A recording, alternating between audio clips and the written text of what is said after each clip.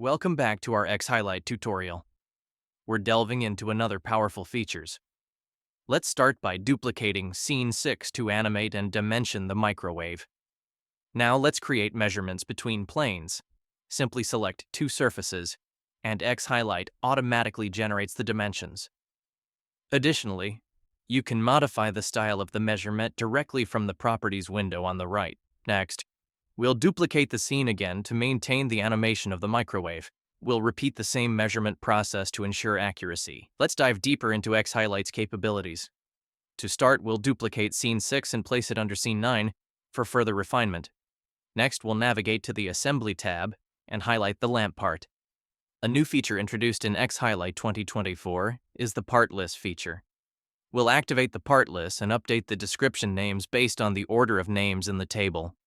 Additionally, we'll repeat this process for each part, allowing the table to automatically generate an organized list.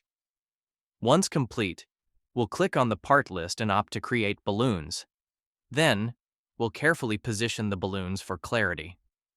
With xHighlight's part list feature, organizing and presenting your assembly is more efficient than ever. Now let's explore exporting technical illustrations, but this time in SVG format.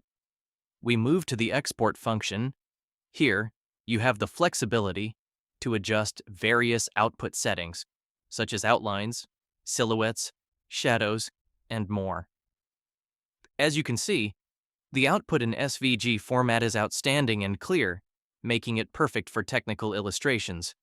With xHighlight, exporting technical illustrations has never been easier or more visually stunning, and that wraps up our tutorial for today.